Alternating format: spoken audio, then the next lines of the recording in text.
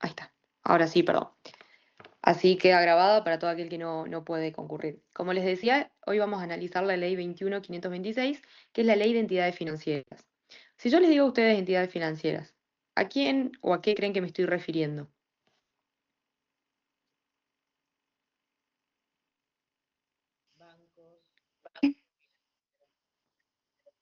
Bien, perfecto. Con una salvedad, no solamente estamos hablando de los bancos, obviamente el organismo por excelencia de la entidad financiera van a ser los bancos, pero para que sepan, no van a ser las únicas entidades.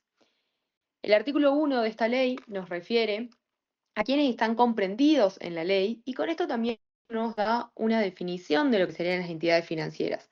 El artículo 1 nos dice que quedan comprendidas dentro de la ley de sus normativas todas las personas o entidades. Fíjense que acá hace una diferencia que podría ser una persona física, no necesariamente una persona jurídica, nos dice personas o entidades privadas o públicas, oficiales o mixtas, de nación, de provincia o bien de los municipios. Y acá está la parte importante. ¿Qué hacen estas personas o entidades? Intermedian de manera habitual entre oferta y demanda de recursos financieros.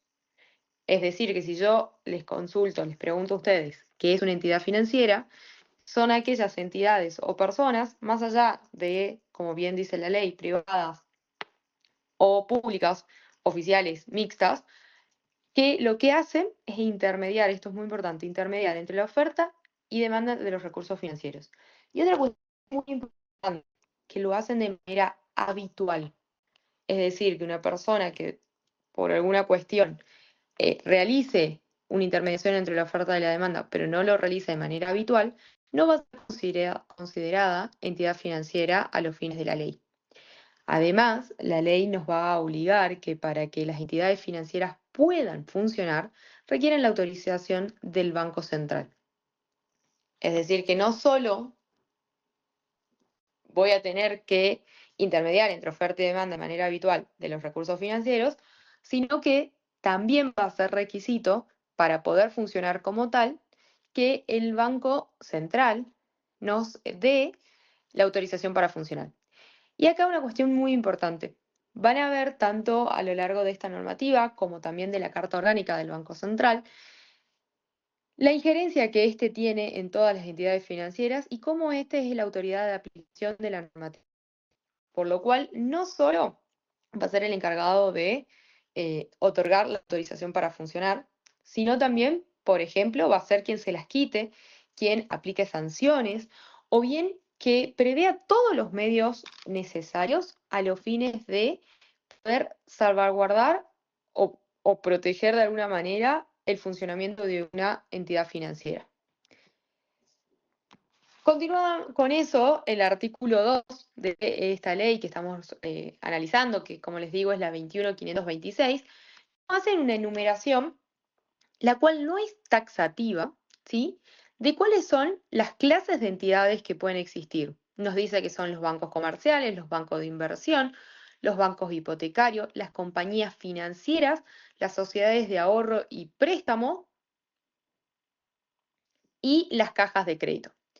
Ojo ahí, hago con relación a lo que manifiesta Patricia sobre tarjeta de crédito. Tarjeta de crédito, el sistema de tarjeta de crédito también lo vamos a ver a lo largo de la materia, tiene una ley especial y es un sistema especial que no está regulado en la ley de entidades financieras, sino, como les digo, en una ley de sistema de tarjeta de crédito.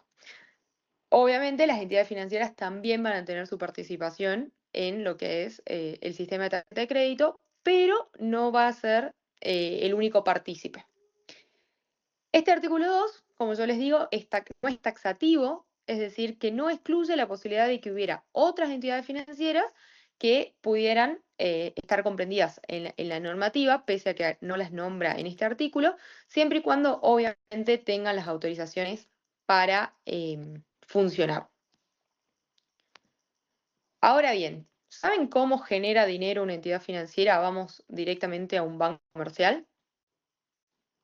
¿Cómo se imaginan ustedes cuál es el negocio de esta intermediación entre la oferta y la demanda? Con operaciones ¿Y qué tipo de operaciones crees que son, Celeste?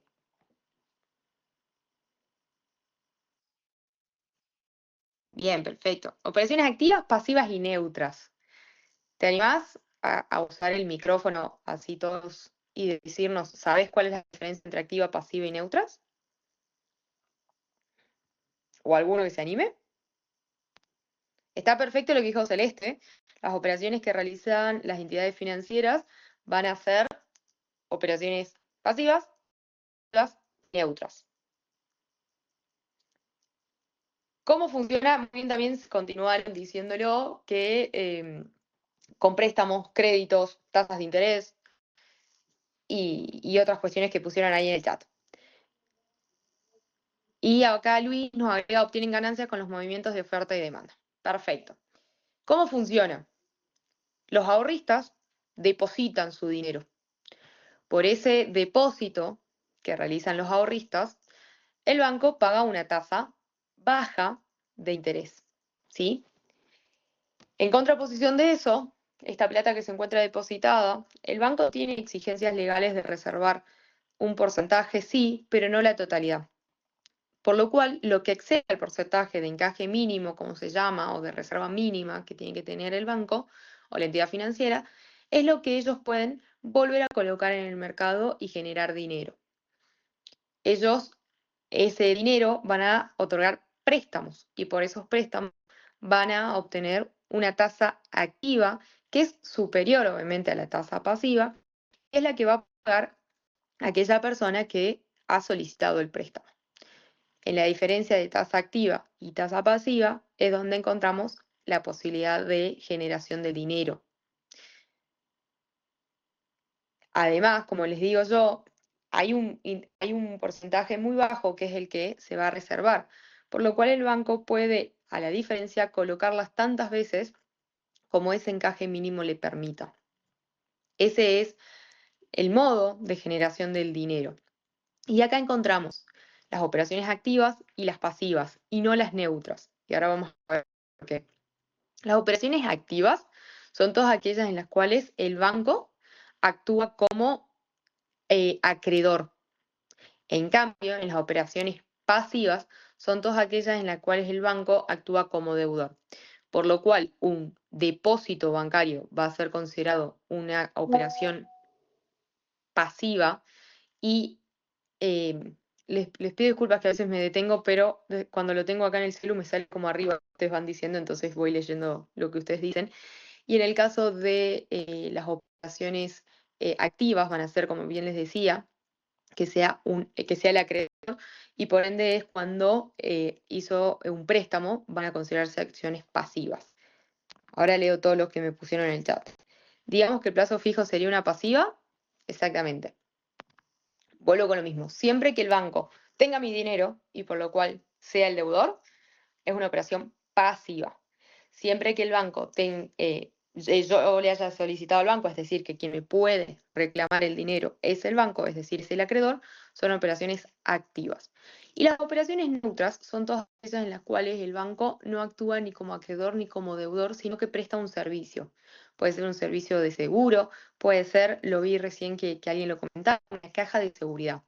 Una caja de seguridad, lo que es un servicio accesorio a las entidades y no es un servicio donde el banco se comporte ni como acreedor ni como deudor, simplemente va a cobrar una comisión por el servicio que presta, un servicio de seguridad.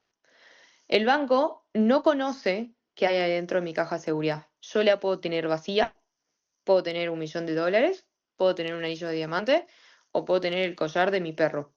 Al banco no le interesa ni me cobra por lo que yo haya guardado en la caja de seguridad. Como le digo, puede estar totalmente vacía esa caja de seguridad.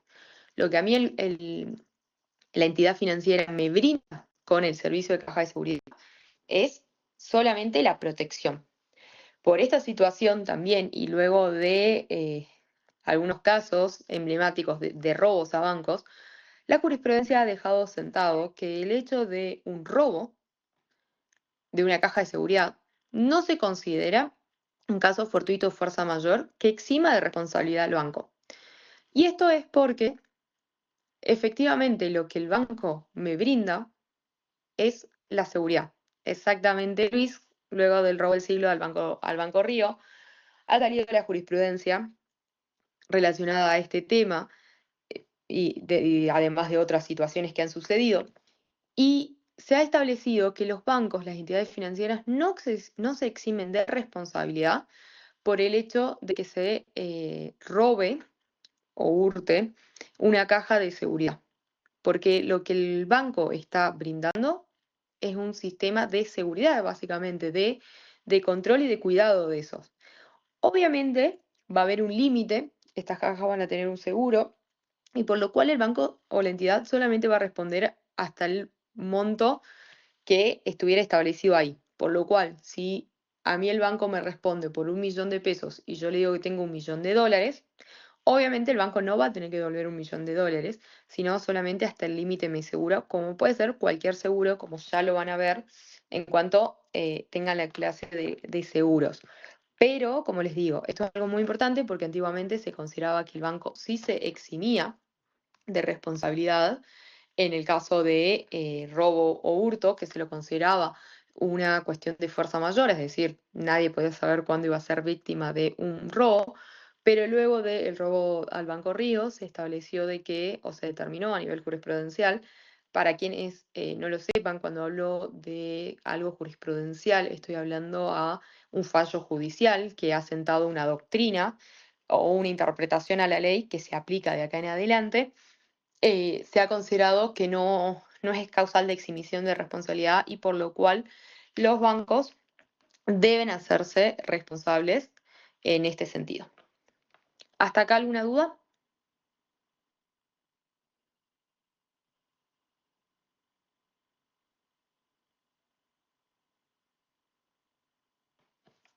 Denme un segundo que no puedo leer el chat. Bien. Ahora vamos a continuar. Yo les dije que la ley 21.526, la ley que estamos analizando, establece que la autoridad de aplicación va a ser el Banco Central de la República Argentina, especialmente en su artículo 7, establece que las entidades comprendidas en esta ley no van a poder comenzar a funcionar o no van a poder iniciar sus actividades hasta tanto el Banco Central no les diera esta autorización. ¿Qué creen que se tiene en cuenta a la hora de el Banco Central decir otorgo o no otorgo la autorización para funcionar, perdón? ¿Qué características creen que son importantes?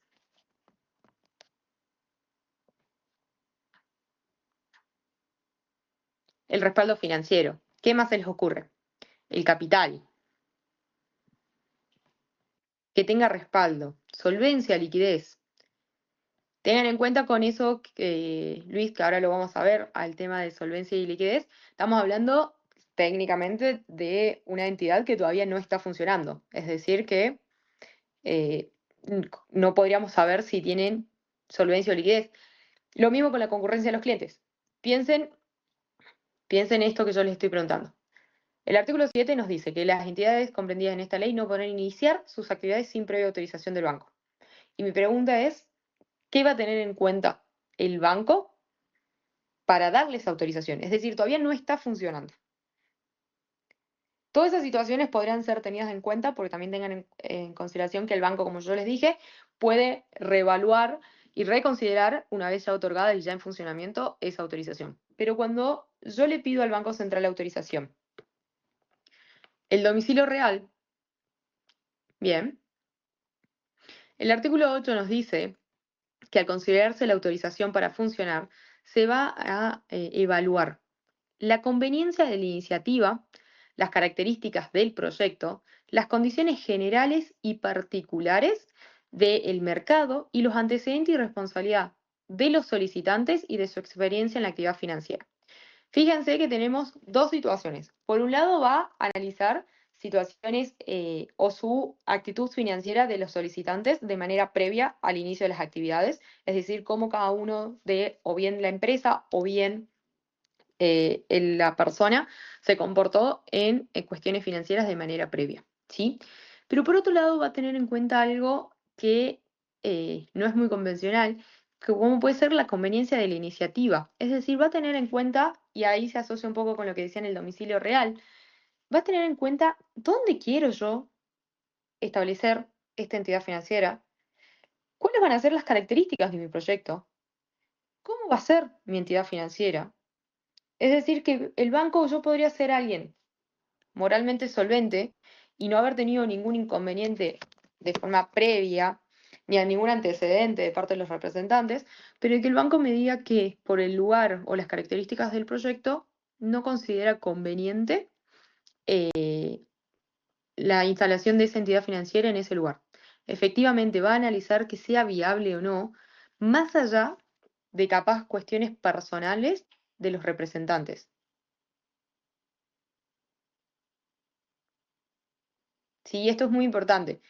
Deja un margen de discrecionalidad al Banco Central en este sentido, pero también a los fines de la geolocalización de las entidades financieras, a los fines de buscar capaz una mayor captación y no que todos o todas las entidades se encuentren en un mismo punto, en un mismo lugar.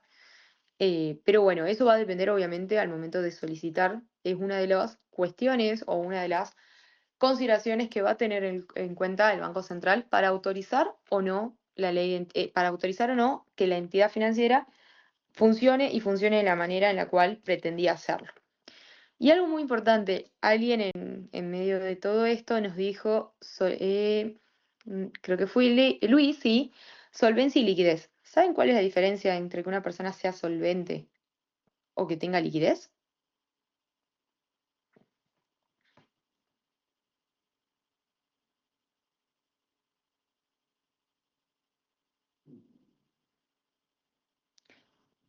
Acá alguien me dice poder de compra, pero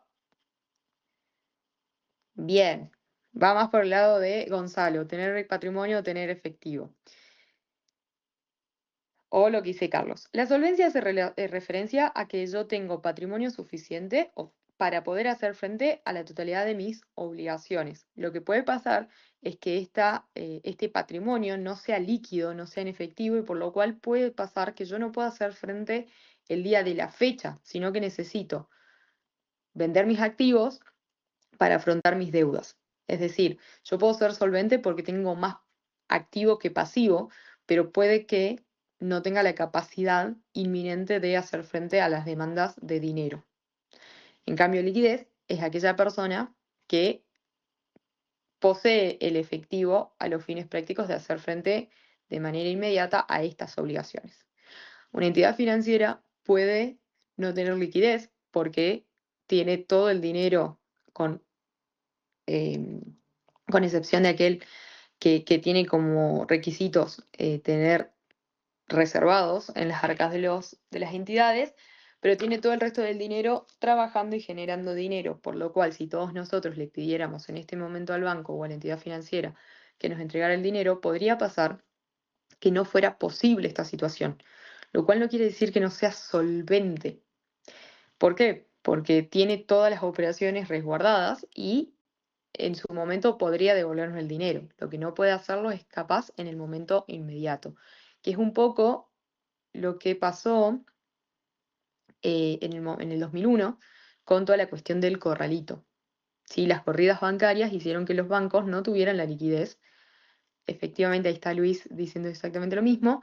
eh, Sucedió por eso, porque en realidad había una falta de liquidez más que de solvencias, sumado bueno, a otras cuestiones económicas de devaluación y demás, pero las corridas bancarias lo único que generaron fue esa situación de una falta de liquidez y no poder hacer frente a las obligaciones, porque como ya lo estuvimos viendo, eh, el negocio o lo que hace el banco es, digamos, generar dinero a base de reinvertir o invertir el dinero que está depositado.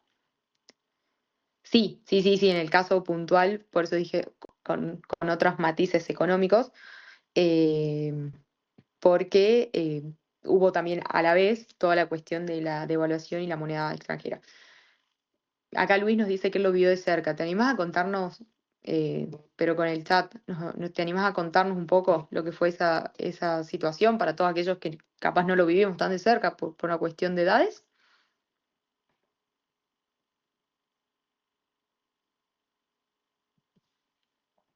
No sé si se anima Luis, si no seguimos.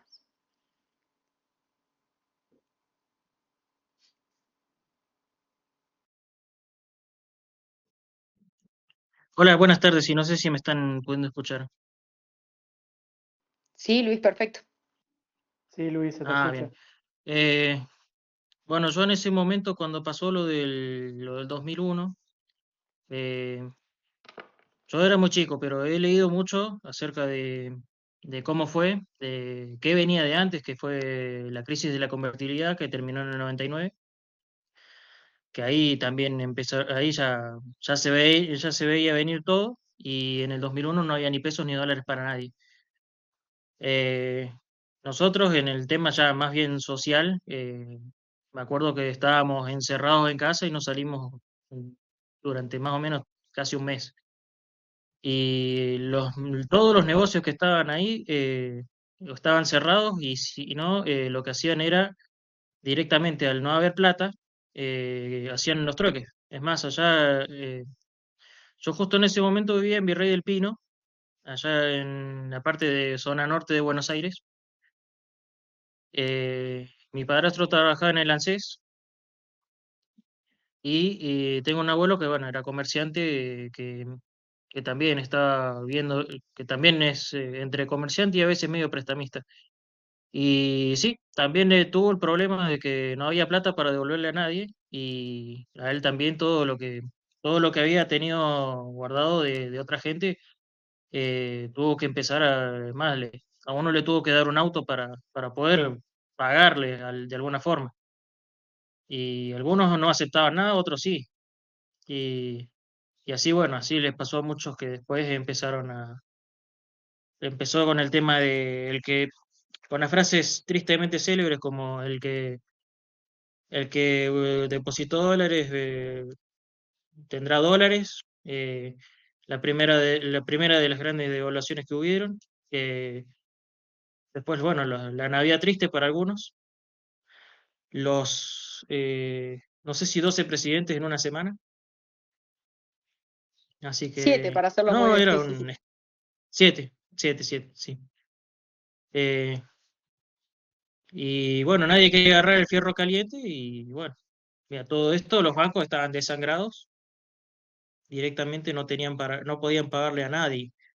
Y la plata que se podía usar para trabajar, que el que estaba trabajando en sí misma, no tenían forma de poder devolverla. Todo el mundo fue a pedir su plata al mismo tiempo.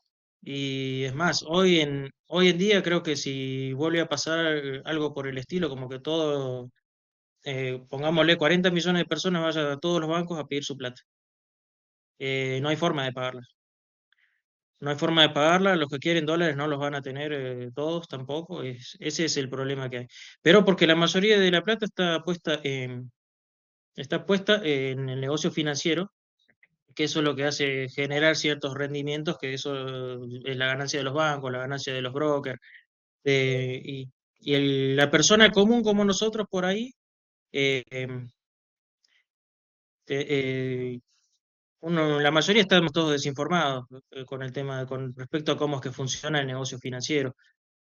Algunos dicen que es como jugar a la ruleta o qué sé yo, al apostar con el tema o lo que le dicen algunos, la bicicleta financiera y nadie realmente sabe a ciencia cierta cómo es. O sea, en ese sentido falta educación financiera, pero bueno, no, tampoco creo que no me voy a explayar demasiado porque, bueno, no va mucho al caso. Pero sí, ahí como estaba diciendo la compañera María Josefina, sí, habían un montón de bonos de canje de deuda, como ahora está pasando con los que van a ser célebres, los chachos en, en La Rioja. Y bueno, yo vengo de los Patacones, de los Lecor, de los Lecop, y hay un montón, y hubieron un montón más, pero tampoco respondieron del todo a la liquidez que necesitábamos en su momento, ya año 2002, 2003 casi. y después ya salieron de circulación cuando pudieron, cuando más o menos se acomodó todo.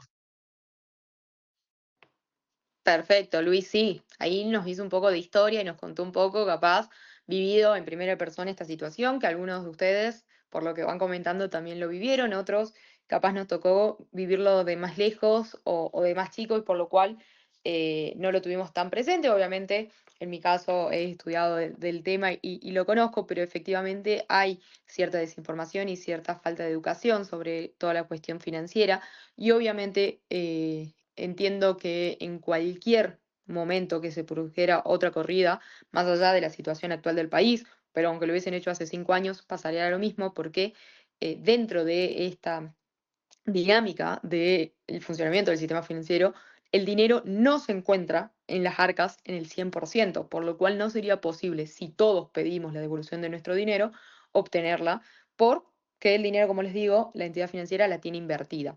Ahora, Juan, te doy la palabra que levantaste la mano mientras hablaba Luis. Hola, buenas tardes a todos. Sí, por ahí agregar a lo que decía Luis, era justamente cuando hubo lo del corralito y que la gente no había peso, no había dólares, era justamente habían aparecido estas cuasimonedas, ¿sí? Que estaban en todo el país y que esas monedas eran emitidas por las provincias, ¿sí? Las provincias emitían esas monedas como lo quiso hacer ahora, inclusive que le advirtió Kichilov al presidente que si no mandaba la coparticipación a la provincia, iba a emitir. Entonces es algo similar o está de cierta forma nombrando a lo que justamente pasaba en ese entonces, en el 2001, que eran las diferentes monedas, que eran un papel que no tenía tampoco un respaldo en valor, sí, a ese papel. Perfecto, muchísimas gracias a los dos. También les comento que posterior a esta situación del corralito se creó una compañía de seguro de los depósitos, SEDESA, que es un sistema de garantía de depósito que es obligatorio y es oneroso. Esto significa que todas las entidades financieras deben aportar a este fondo de garantía de depósitos un porcentaje que va a estar estipulado, que se va modificando en la normativa vigente por cada depósito que reciban. Además, es preventivo, es decir, que tiene la única finalidad de que todo lo que se recaude sea a los fines de resguardar los depósitos, ya sea por una cuestión similar a la que estamos haciendo referencia, o bien, por ejemplo, ante la quiebra de una entidad financiera. Y algo importante es que tiene un límite, como todo seguro, que el sistema va a garantizar 25 millones por persona, por cuenta y por depósito. Eso es algo que se modificó y se buscó resguardar de alguna manera o minimizar los riesgos o las posibles situaciones. Y es este fondo de garantía de depósitos que es SEDESA, que no es otra cosa que una sociedad anónima que eh, se encarga, digamos, de resguardar y de tener estos porcentajes que las empresas deben depositar. Como les digo, lo importante acá es que es totalmente obligatorio para todas las entidades financieras y por cada depósito que reciben deben hacer el resguardo y el depósito en la compañía de seguros de las sumas requeridas. Y bueno, con esto se busca minimizar los daños. Obviamente, como les digo, tiene un límite y este límite son los 25 millones que fuera de eso, si yo tuviera más plata en el banco, no tendrían por qué responder. Pero, como les digo, se buscó una salida y se intenta evitar esta situación. Si este fondo funciona o no ante un posible corralito, ojalá nunca lo tengamos que saber, porque quiere decir que volvimos a estar en esta situación económica, pero existe esta compañía que no existía en el momento del 2001 cuando toda esta situación económica sucedió.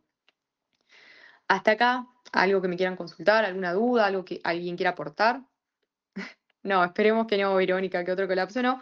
Pero bueno, para que lo sepan, eh, hay un resguardo en esta compañía de seguros que antes no la teníamos y no existía en este sentido.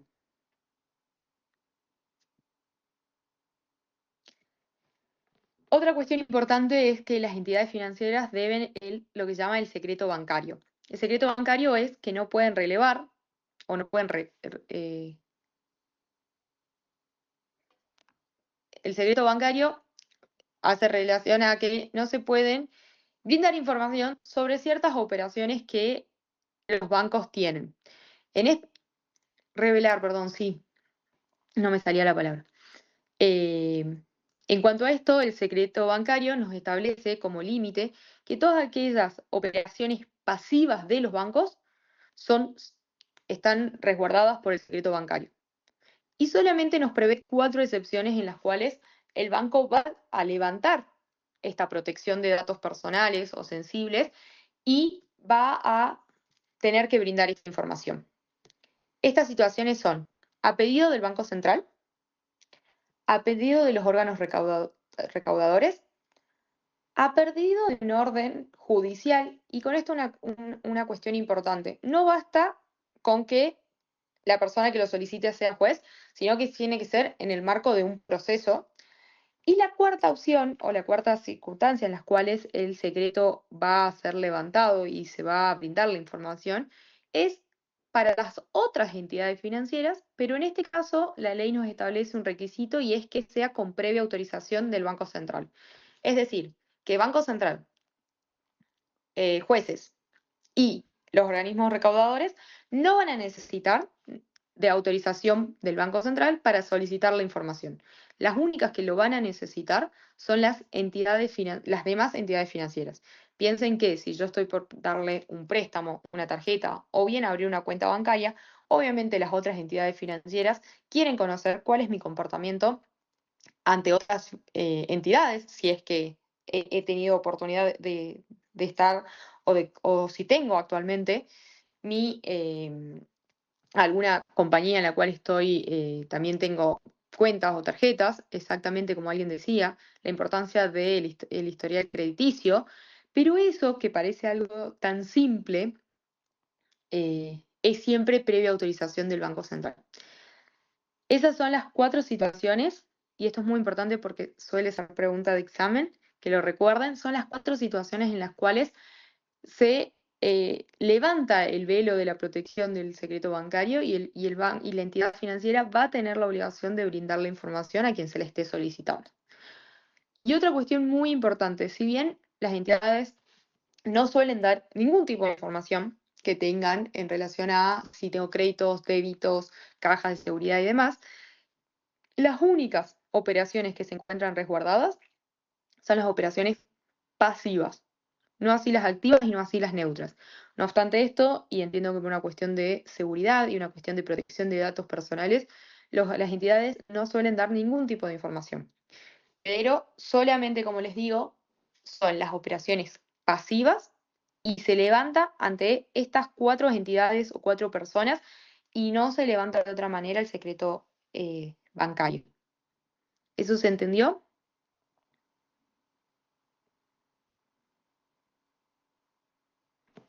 Denme un segundo, que tengo, como estoy del celu, tengo que como salir para poderles contestar los mensajes.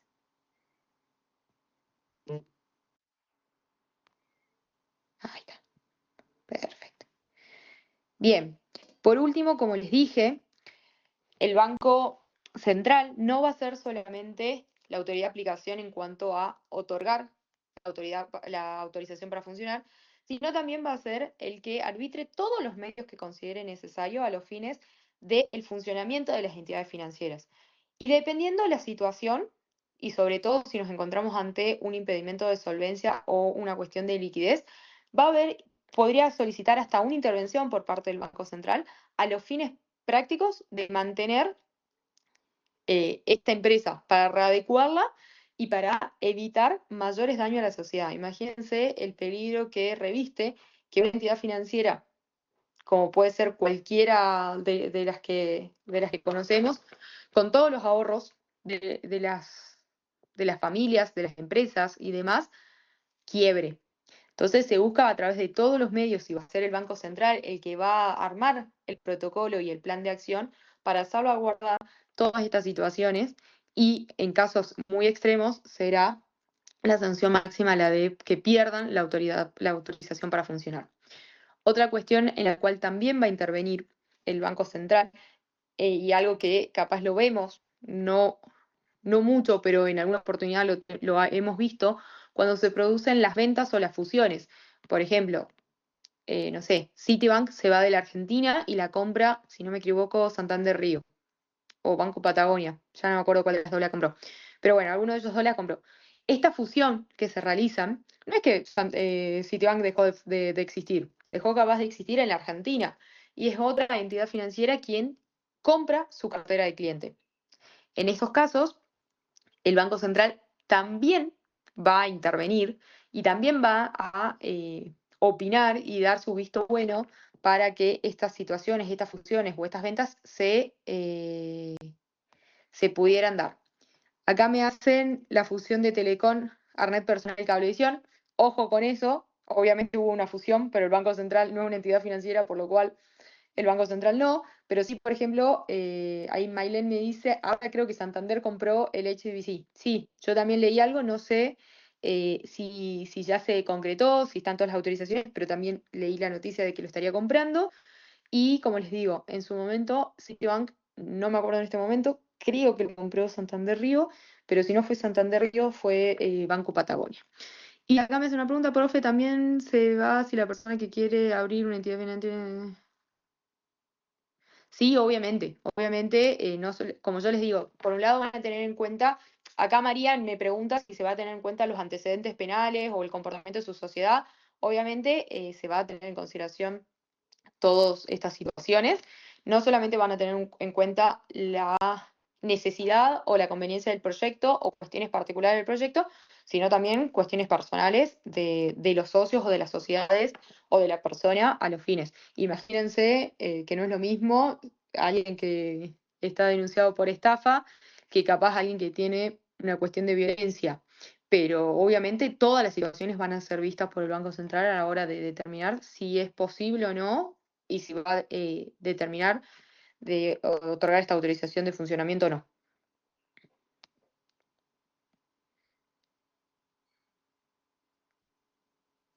Ah, bien, acá Carolina nos dice que la HBC lo compró el Galicia.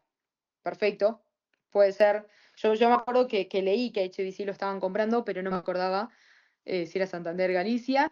Y Macro compró Itaú, no lo sé, tampoco, no sé bien, o sea, como les digo, no sé exactamente cómo fueron comprando. Creo que en la ciudad de Salta Itaú existe como tal, pero no les quiero mentir con relación a eso. Sí leí, como les digo, la noticia del HBC y acá nos confirman que fue el Grupo Financiero Galicia. Bien, hay alguien que es parte de la cartera del HBC, lo confirma que fue Galicia quien lo compró. Entonces, bueno, en este caso, si ya está ese tipo de comunicados y ese tipo de información, quiere decir que el Banco Central ya ordenó y ya dio los consentimientos y las autorizaciones para que esto suceda. Lo que a mí me importa es que ustedes sepan que aún en esas cuestiones, por más que sean dos entidades financieras que ya tienen eh, autorización para funcionar, para hacer este tipo de ventas, de sesiones o como sea que se transmitió esta cartera de clientes, necesitan nuevamente la autorización para funcionar. Y es muy importante esto porque la autoridad de Contralor, siempre como les dije yo al principio, es el Banco Central y no se limita solamente, como les digo al inicio, a ver si te voy a dar la autorización o no, sino durante toda la vida de la entidad financiera. No sé qué pasaría en el caso de cómo quedaría esta ley en el caso de que se cumpliera con el hecho de cerrar el Banco Central. No sé si será posible, pero bueno, por otras cuestiones. En ese caso, lo que va a suceder, habrá que rever esta ley, obviamente, porque muchas de las facultades están delegadas al Banco Central. Acá me hacen una pregunta si Salta, el Estado, no sé si es una pregunta o algo que estás afirmando, que el Estado Provincial de Salta no tiene banco propio mixto, tiene participación en algunos bancos, en especial en el Banco Macro, pero no tiene un banco provincial, como puede pasar en otras provincias, sino que el banco o la entidad financiera que se utiliza a los fines de todo lo que depende de provincia es el Banco Macro para nosotros.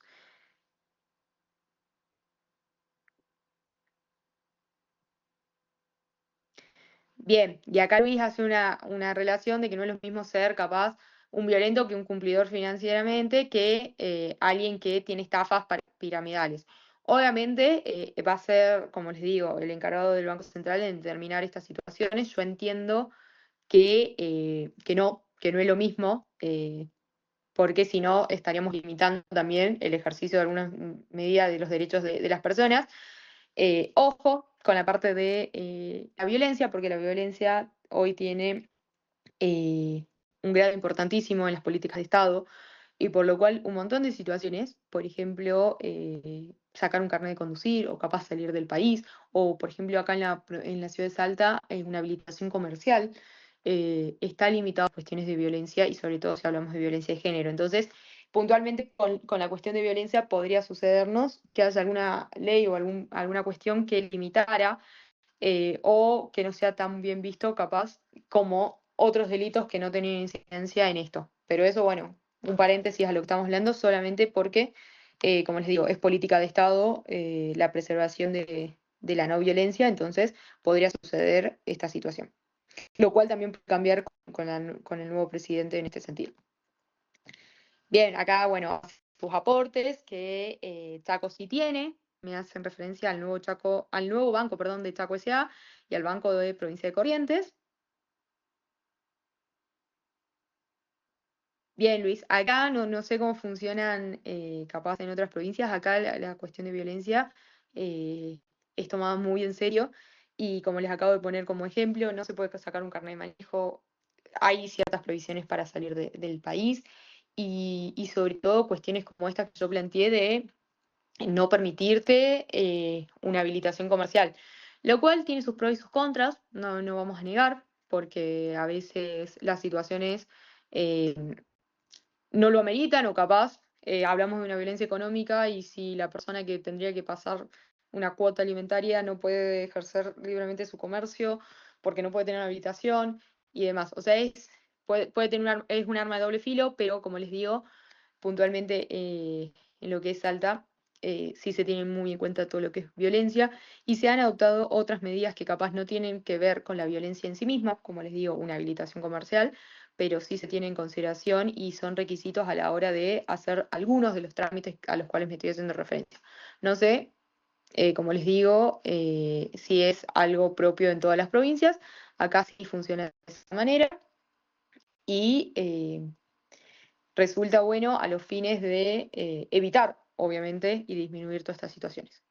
Bien, acá Carolina comenta, no es en todas las provincias. No sé de qué provincia sos vos, Carolina. Calculo que eh, en el caso tuyo, en la provincia donde residís, de Buenos Aires. Bien, en Buenos Aires entiendo que no es así. Salta, como les digo, tiene toda esta cuestión de la cuestión de violencia y lo que se busca, como les digo, es aminorar o evitar todas las situaciones de violencia, capaz en situaciones que son ajenas, pero que a estas personas que los cometen a los hechos eh, les afecta más que capaz tener una restricción de acercamiento. Eso es lo que se buscan acciones tuitivas que realmente tengan el resultado que se busca, y es decir, que haya menos violencia y no así, capaz poner una restricción que a quien tiene la restricción en nada le cambia. Obviamente también hay medidas restrictivas, pero lo que se busca externas es eso, es simplemente persuadir al no ejercicio. Por el tema.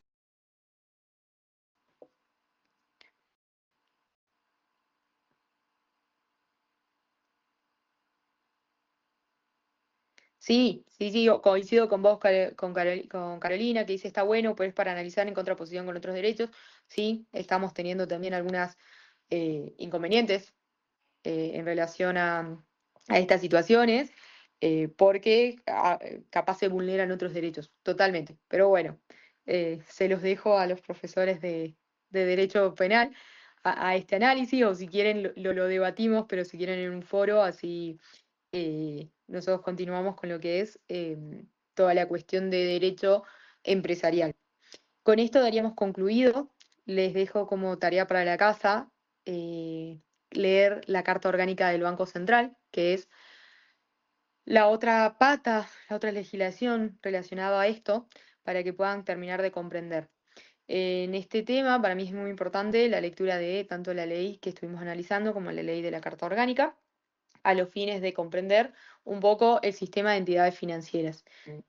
También decirles que hasta anoche a última hora estuvimos recibiendo con el doctor todos los trabajos, así que a partir de hoy nos lo vamos a poner a corregir para poderles entregar a cada uno su nota y una vez que hayamos concluido le vamos a compartir un cuadro eh, que capaz tiene más información de la solicitada, pero bueno, es un pequeño resumen que les va a servir para estudiar este punto de la materia que es bastante extenso y capaz eh, no les ayuda como resumen.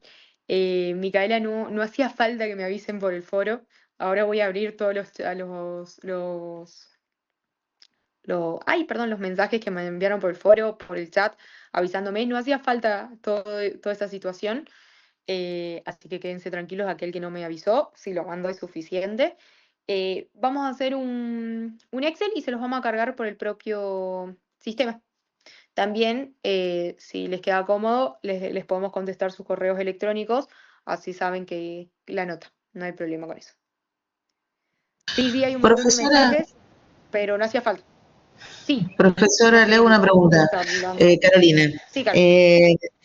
le hago una pregunta. Ustedes dijeron de que era importante que estuviéramos de los PowerPoint que subían y de las clases. Y también que nos iban a subir cada una de las clases. Los Power que están subidos no coinciden con las clases que ustedes dieron ni con el programa. ¿Ustedes no nos pueden subir los Power de las clases que están dando este año? Lo veo, Carolina, con el doctor. Yo le subí el cuadro, yo le subí el Power relacionado a la clase anterior. Y esto también, una aclaración importante que les quiero hacer. Yo, y tampoco el doctor, queremos que estudien de los Power. ¿Los pueden usar de base? Totalmente. Pero mucho cuidado con eso. Los Power son una orientación. Ahí no se encuentra en los conceptos, ninguna cuestión. Puede existir cosas con año pasado, ay, perdón, no sé tu nombre, se me fue justito. Micaela, pero tengan en cuenta que hay situaciones que no se han modificado y capaz nosotros se los dejamos porque les pueden servir más allá de que armemos Power nuevos o materiales nuevos de estudio o demos clases distintas, ¿sí? Muchas veces les dejamos los materiales del año pasado para que ustedes los tengan, más allá de, como les digo, de la fecha, es para que tengan un material extra, pero les pido, por favor, digamos, que cuando vayan a estudiar, estudien de los libros, de las leyes o de los códigos, no de los Power. Los Power utilícenlo a modo de solamente orientación, ¿sí? Porque si no es muy escueto y es simplemente nosotros algo que hacemos, una ayuda a memoria, a los fines de no olvidarnos,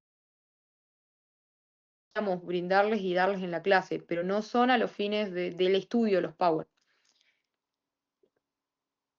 Y alguien había levantado la mano, pero no sé cómo hice y lo perdí. Así que no sé si alguien más quería preguntar algo. Juan Carlos, ahí me sale. No sé si querés preguntar algo, porque tienes mano levantada. Sí, profe, con respecto al práctico, ¿eso va a tener una nota numérica o va a ser aprobado o desaprobado el práctico?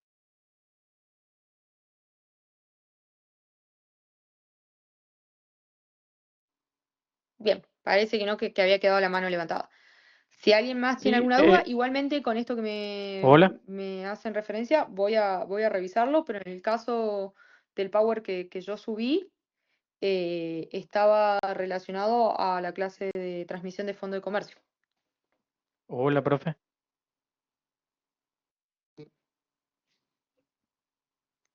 Yo no lo escucho a Juan tampoco. Ah, bien. Va solo con aprobado y desaprobado. Bien, perfecto, gracias. Perdón, Juan, no sé qué pasa, que algunos sí te escuchan y otros no. Sí, sí, estuve Pero viendo para y todos, no sé qué está pasando, yo no los escucho, pero solo a Juan en realidad. la nota va a ir con aprobado o desaprobado, simplemente, no con una nota numérica.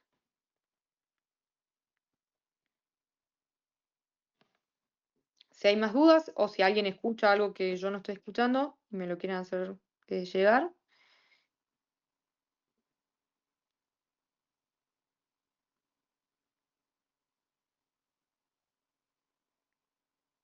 No, los trabajos prácticos no tienen recuperatorios.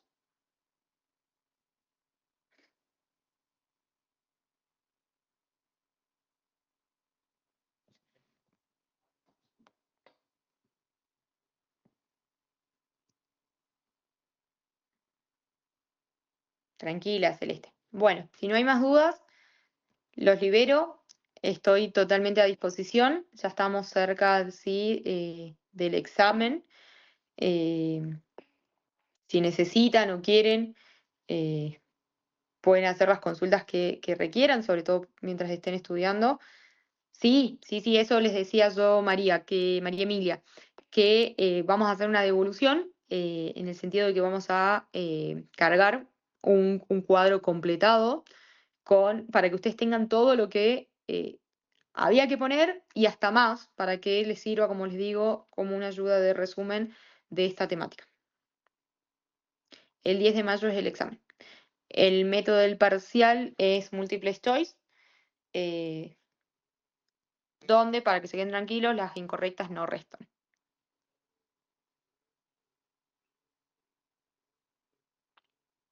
Sí, decime, Mailén.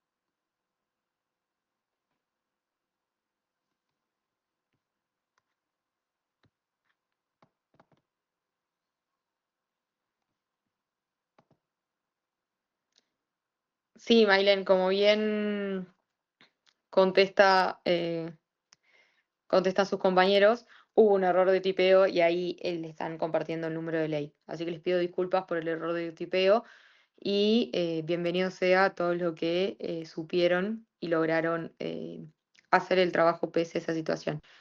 Y en el parcial entran las bolillas de la 1 a la 5.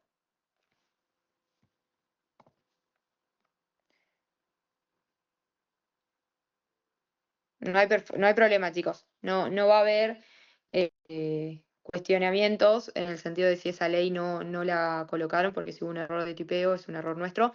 Así que quédense tranquilos que en esa situación no va a haber